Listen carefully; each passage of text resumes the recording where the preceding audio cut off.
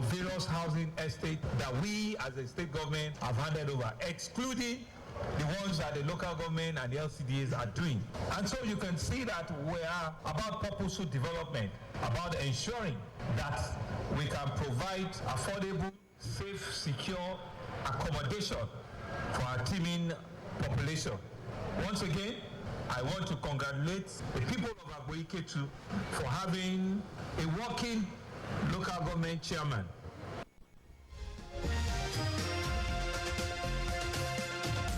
The chairman of Agboiketu Local Council Development Area, Dele Oshinowo, who expressed gratitude to the Sanwo-Olu administration for tremendous support, said the housing initiative spearheaded by his administration through creation of Agboiketu Properties and Investment Board in collaboration with the private sector aims to align with the sustainable development goals by providing affordable, accessible and quality housing to address housing deficits in the state.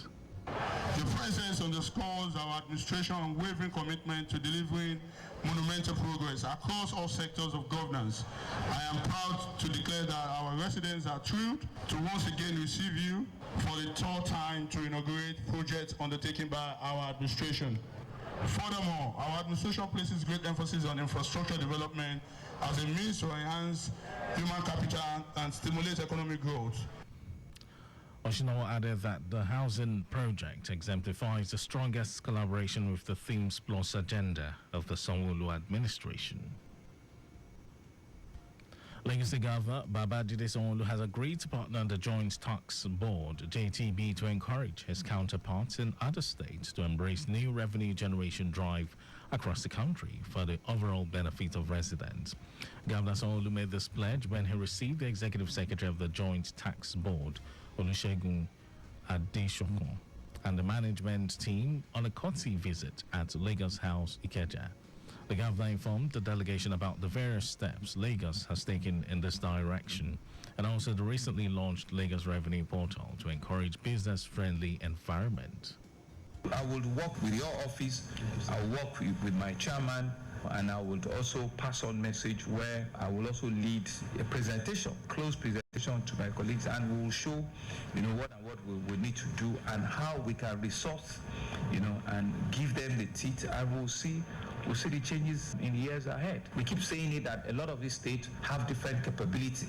Let each one of them be able to identify their core resource areas and let us help to push these things forward, and we can reduce whatever bleeding are happening, whatever leakages are there, and Lagos can also plan.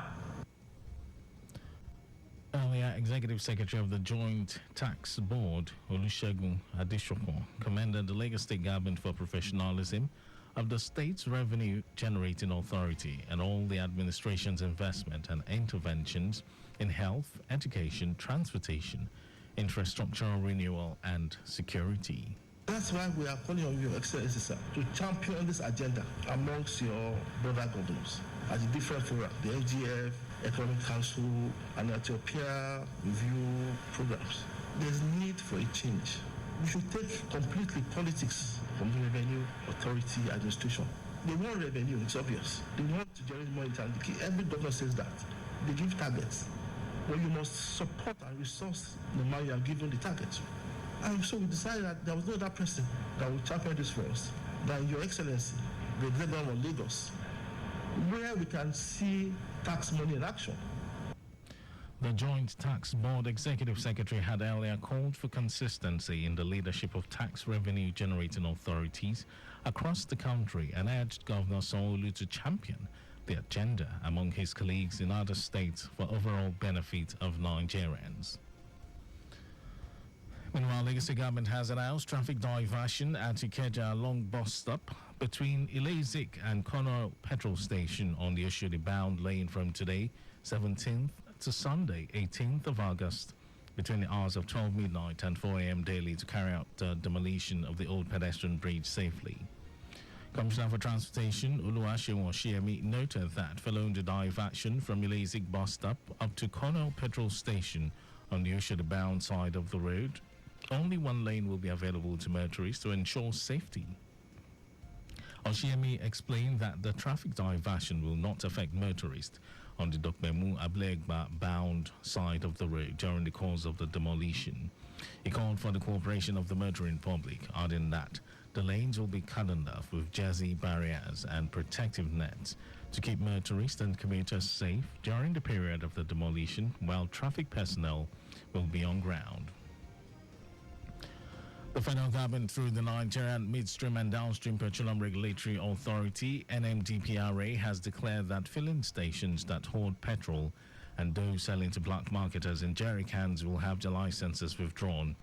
This is as queues for premium motor spirits, popularly called petrol, continued on Friday in Abuja, Niger, Nasarawa, Kaduna, and many other states across the country. Speaking during an inspection tour in Abuja, the Executive Director of Distribution Systems, Storage and Retailing Infrastructure, NMDPRA, Ogugo Ukoa, warned filling stations to desist from compounding the fuel supply crisis in Nigeria. Ukoa said retail petrol stations should stop encouraging the sale of products to black marketers who dispense the products in jerry cans, as this pose serious safety concerns and should be discontinued. And in some foreign news, United States President Joe Biden says he's optimistic that a Gaza ceasefire deal can be reached. Biden, while speaking to reporters, said following the latest rounds of talks, he is increasingly optimistic that a ceasefire deal will soon be agreed upon. He noted that he is sending a Secretary of State to Israel to continue the intensive efforts to conclude this arrangement. Amid concerns that Iran may launch an attack on Israel for the assassination of Hamas leader Ismail Haniyeh in Tehran, President Biden said no one in the region should take action to undermine this process. Meanwhile, Hamas has expressed skepticism about the chances of a deal. And then in sports news, the highly anticipated UFC middleweight title showdown between Israel Adesanya and Dricos du Plessis, dubbed the Battle for Africa, is set to headline the promotion's first ever All-African title fight on Sunday morning in Perth, Australia. With cultural pride, national identity, and a coveted middleweight belt on the line, the clash has evolved beyond mere sport into a charged debate over who can rightfully claim to be Africa's true champion. The tension between these two fighters has been shimmering for months, sparked by du Plessis' challenge to the legitimacy of Adesanya and other African-born UFC champions like Kamaru Usman and Francis Ngannou. Du Plessis, who trains and resides in South Africa, insists his presence on the continent gives him a stronger claim to the title of African King. In contrast, Adesanya, who was born in Lagos but moved to New Zealand at age 10, had fiercely defended his African roots, accusing du Plessis of disrespecting the legacy of past African champions.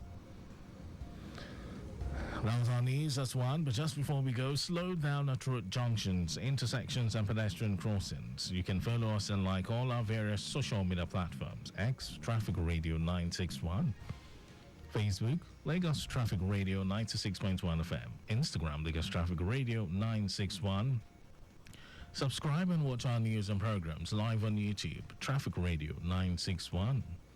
You can also visit our website, www.trafficradio961.ng. And did you know that the Sanwo-Olu administration integrated 500 hectares rice farm technology intervention project? Well, you can get more details on the Lagos State Government website. And for contact with the newsroom, send a message to info@trafficradio961.ng. That ends the news broadcast. It was compiled by Adewale Olukboroku. Thank you for listening. My name is Mike James. Good afternoon.